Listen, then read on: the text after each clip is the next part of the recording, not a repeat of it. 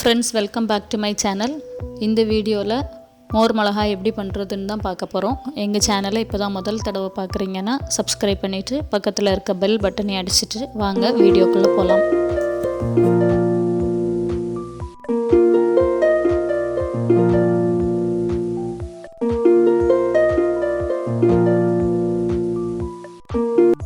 நான் ஒரு பவுல் எடுத்துர்க்கேன். பவுல் எடுத்துட்டு அந்த பவுல்ல நான் வாங்கின மிளகாய் எல்லாத்தையும் அதில் தட்டுறேன்.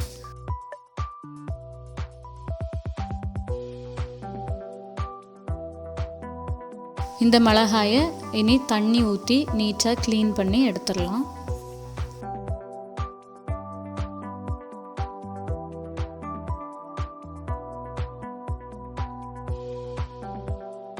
இனி மிளகாவை ஒரு சைடில் மட்டும் லைட்டாக கீறி நம்ம தனியாக எடுத்து வச்சிடணும்.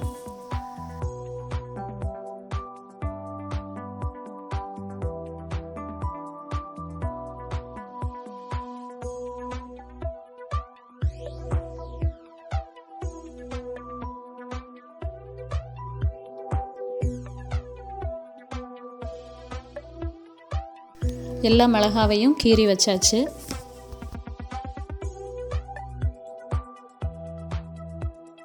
இந்த மிளகாக்கு தேவையான உப்பு போட போகிறோம்.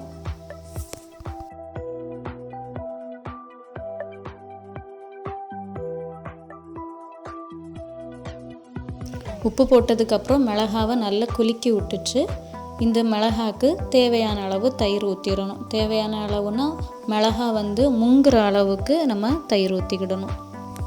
ரொம்ப கட்டியான தயிராகவும் இருக்கக்கூடாது, ஓரளவு கொஞ்சம் தண்ணி கன்சிஸ்டன்சியில் உள்ள தயிரை ஊற்றிக்கணும். இந்த மிளகாவை தயிர் கூட ஊற வைக்கணும். இப்போ நாளைக்கு காலையில் நம்ம காய போட போகிறோம் அப்படின்னா இன்றைக்கி ஈவினிங்கே மிளகாவில் ஸ்லிட்டு போட்டு அதை ஊற வச்சிடணும். அடுத்த நாள் காலையில் ஆயாச்சு. இப்போ மோர் கொஞ்சம் தான் மிளகாவில் பிடிச்சிருக்கு, மீதி மோரெல்லாம் அப்படியே இருக்குது.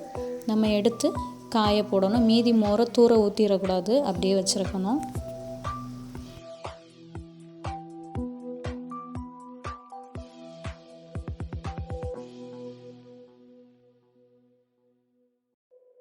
நல்ல வெயில் அடிக்கி. இனி இதில் நம்ம மிளகாவை காய போட்டுடலாம். மிளகா காய போடுறதுக்கு முன்னாடி ஷேடோ வச்சு விளையாடிட்டு இருக்கா.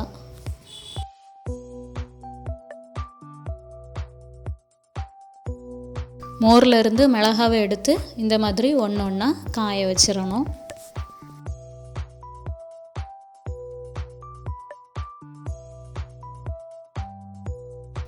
மிளகாவை காய வச்சாச்சு. இனி ஈவினிங் எந்த அளவுக்கு காஞ்சிருக்கு அப்படிங்கிறத நம்ம பார்க்கலாம்.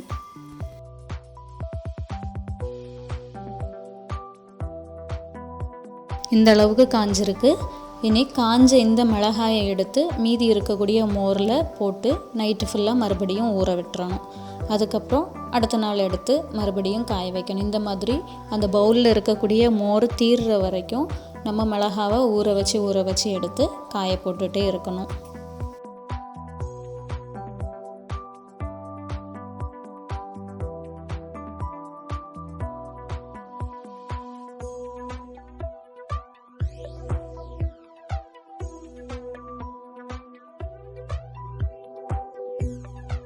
குறைஞ்சது ஒரு 1 வீக்காவது ஆகும் இந்த மாதிரி கன்சிஸ்டன்சி நமக்கு கிடைக்கிறதுக்கு.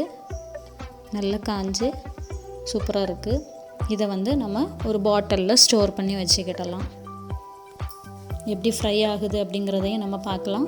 ஒரு பேனில் கொஞ்சமாக எண்ணெய் ஊற்றி அதில் நான் பொரிச்சு பார்க்கேன் எப்படி இருக்குன்னு பாருங்கள்.